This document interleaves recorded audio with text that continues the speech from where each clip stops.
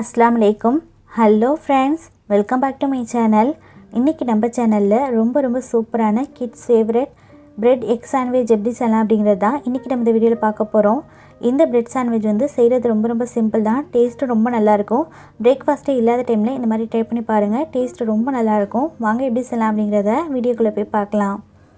bread egg sandwich செய்யிறதுக்காக நான் கொஞ்சமா vegetables cut பண்ணி எடுத்துர்க்கேன். என்னென்ன அப்படிங்கறத பார்க்கலாம். yellow color bell pepper அதாவது மஞ்சள் கலர் குடமிளகாய் பொடிசா கட் பண்ணி எடுத்துர்க்கேன். ஒரு மீடியம் சைஸ் அளவுக்கு வெங்காயம் வந்து அதிகமா வேணாலும் ஆட் பண்ணிக்கலாம், கொஞ்சமா வேணாலும் ஆட் பண்ணிக்கலாம், அது உங்களோட விருப்பம் தான். கொஞ்சமா கொத்தமல்லி, ஒரு மீடியம் சைஸ் அளவுக்கு தக்காளி, இது கூட ஒரு green color capsicum அதாவது பச்சை கலர் குடமிளகாய், இது எல்லாத்தையுமே பொடிசா கட் பண்ணி எடுத்துக்கோங்க. இது கூட 5 முட்டை நான் எடுத்துர்க்கேன். உங்க குவாண்டிட்டிக்கு ஏத்த மாதிரி கூட்டவோ குறைக்கவோ செய்துக்கலாம். இந்த வெஜிடபிள்ஸ் மட்டும் தான் சேர்க்கணும் அப்படினு கிடையாதுங்க. இது கூட நீங்க ஸ்வீட் கார்னும் சேர்த்துக்கலாம். கேரட் கூட திருப்பி ஆட் பண்ணிக்கலாம். அது மட்டும் இல்லாம சிக்கன் கூட பாயில் பண்ணி ஆட் பண்ணிக்கலாம். உங்களோட விருப்பம் தான். இப்போ இந்த பிரெட் சாண்ட்விச் செய்யிறதுக்காக நான் மொத்தமா 8 பீஸ் அளவுக்கு பிரெட் எடுத்துர்க்கேன். நான் வந்து 4 செட் அளவுக்கு செய்ய போறேன். மொத்தமா நம்ம எடுத்துக்கிற குவாண்டிட்டி படி 5 செட் அளவுக்கு இந்த பிரெட் சாண்ட்விச் நம்ம செய்யலாம். இப்போ நம்ம எப்படி செய்யலாம்னு பார்க்கலாம். அகலமான பேனை எடுத்துக்கோங்க. பேன் நல்லா ஹீட் ஆனதுக்கு அப்புறமா 1 கியூப் அளவுக்கு நான் பட்டர் ஆட் பண்ணிக்கிறேன். பட்டருக்கு பதிலாக நீங்கள் ஆயில் கூட யூஸ் பண்ணிக்கலாம், அப்படி இல்லைனா நெய் கூட யூஸ் பண்ணிக்கலாம், உங்களோட விருப்பம் தான்.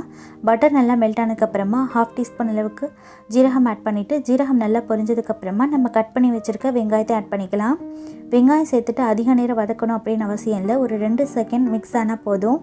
இந்த அளவுக்கு மிக்ஸ் பண்ணி விட்டதுக்கப்புறமா இப்போ இது கூட நம்ம கட் பண்ணி வச்சுருக்க தக்காளி ஆட் பண்ணிக்கலாம். தக்காளியும் சேம் தான், அதிக நேரம் வதங்கணும் அப்படின்னு அவசியம் கிடையாது. இப்போ இது கூட நான் வந்து 1 டீஸ்பூன் அளவுக்கு சால்ட் ஆட் பண்ணிக்கிறேன். நான் முட்டைக்கும் சேர்த்து ஆட் பண்ணிக்கிட்டேன். நம்ம ஆட் பண்ண தக்காளி வந்து இந்த அளவுக்கு மிக்ஸ் ஆகி வந்தால் போதும், அதிக நேரம் வதங்கணும் அப்படின்னு அவசியம் கிடையாது. சாண்ட்விச்சுக்கு வந்து கொஞ்சம் கிரன்ச்சினஸாக இருந்தால் தான் சாப்பிட்றதுக்கு நல்லா டேஸ்ட்டாக இருக்கும். இப்போ இது கூட நம்ம கட் பண்ணி வச்சிருந்த கேப்சிகம் ரெண்டுத்தையுமே ஆட் பண்ணிக்கலாம். கேப்சிகமும் ஆட் பண்ணிவிட்டு அதிக நேரம் வதக்க வேணாம், ஒரு 2 செகண்ட் மிக்ஸ் பண்ணி விட்டாலே போதும். இப்போ இது கூட நம்ம வந்து முட்டையை ஆட் பண்ணிக்கலாம். நான் வந்து இந்த வெஜிடபிள்ஸ்க்கு 5 முட்டை ஆட் பண்ணிக்கிறேன். நீங்கள் 6 அப்படி இல்லைனா 7 முட்டை கூட ஆட் பண்ணிக்கலாம். உங்கள் குவான்டிட்டியை பொறுத்து ஆட் பண்ணிக்கோங்க.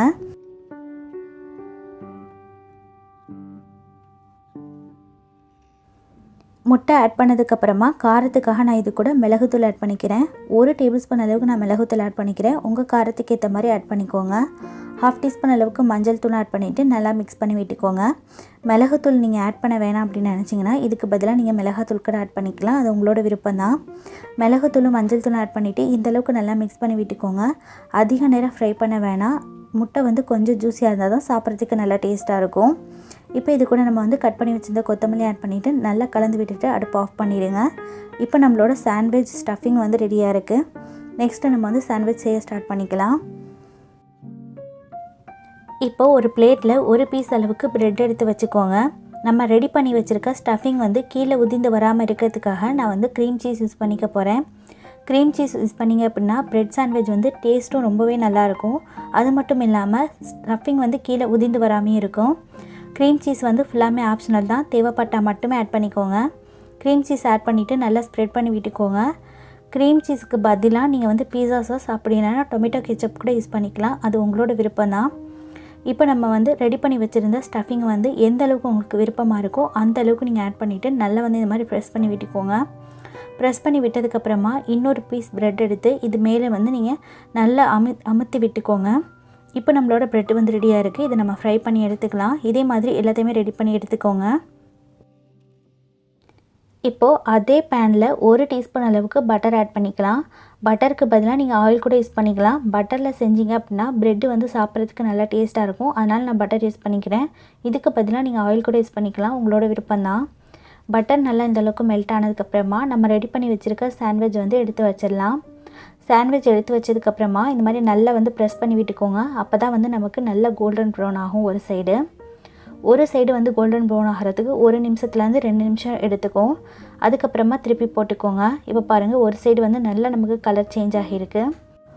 உங்ககிட்ட மெல்டட் பட்டர் இருந்தது அப்படின்னா ப்ரெட்டை வந்து திருப்பி போடுறதுக்கு முன்னாடியே ப்ரெட்டு மேலே வந்து பட்டரை வந்து ஸ்ப்ரெட் பண்ணி விட்டுக்கோங்க. திருப்பி போடுறதுக்கு கொஞ்சம் ஈஸியாக இருக்கும். இப்போ இன்னொரு சைடு நமக்கு வந்து பட்டர் தேவைப்படுது இல்லையா, அதனால் நான் வந்து கொஞ்சமாக க்யூபாக கட் பண்ணிவிட்டு இந்த மாதிரி அடியில் வந்து ஆட் பண்ணிக்கிறேன்.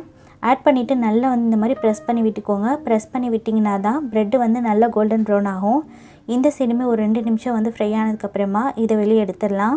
லோ ஃப்ளேமில் வச்சு ஃப்ரை பண்ணிக்கோங்க. அப்போ தான் தீஞ்சு போகாமல் கரெக்டான கலரில் வந்து நமக்கு ஃப்ரை ஆகும்.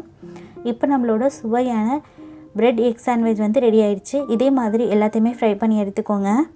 இப்போ ரொம்ப சூப்பரான பிரெட் எக் சாண்ட்விச் வந்து ரெடி ஆயிடுச்சு. இந்த எக் பிரெட் சாண்ட்விச் வந்து ரொம்ப சிம்பிள் தான் செய்கிறது. டேஸ்ட்டும் ரொம்பவே நல்லாயிருக்கும். எந்த டிஃபனுமே இல்லாத போது இந்த மாதிரி வந்து கண்டிப்பாக ட்ரை பண்ணி பாருங்கள். இது பிரேக்ஃபாஸ்ட்டாக மட்டும் இல்லாமல் ஈவினிங் ஸ்நாக்ஸாக டின்னருக்கு கூட நீங்கள் எடுத்துக்கலாம். டேஸ்ட்டு ரொம்ப நல்லாயிருக்கும். ட்ரை பண்ணி பார்த்துட்டு இந்த பிரெட் எக் சாண்ட்விச் வந்து எப்படி இருந்தது அப்படின்றத உங்களோட ஃபீட்பேக்கை மறக்காமல் என்கிட்ட கமெண்ட்ஸில் ஷேர் பண்ணிக்கோங்க. இந்த வீடியோ உங்களுக்கு பிடிச்சிருந்ததுன்னா வீடியோ வந்து லைக் பண்ணிவிட்டு உங்கள் ஃப்ரெண்ட்ஸ் அண்ட் ஃபேமிலி கூடயும் ஷேர் பண்ணிக்கோங்க. சேனலில் இதான் நீங்கள் ஃபஸ்ட் டைம் பார்க்குறீங்க அப்படின்னா சேனலை மறக்காமல் சப்ஸ்கிரைப் பண்ணி பக்கத்துலேயே வர நோட்டிஃபிகேஷன் பெல்லையும் கிளிக் பண்ணிக்கோங்க. ஆளுங்கிற பட்டனையும் செலக்ட் பண்ணிக்கோங்க. அப்போ தான் நான் போகிற ஃபியூச்சர் அப்டேட்ஸ் எல்லாமே உங்களுக்கு உடனுக்குடனே கிடைக்கும். இதே மாதிரி வேறொரு சூப்பரான ரெசிபியோடு உங்களை மீட் பண்ணுறேன். ஓகே ஃப்ரெண்ட்ஸ், பாய். அஸ்ஸலாமு அலைக்கும். தேங்க்ஸ் ஃபார் வாட்சிங்.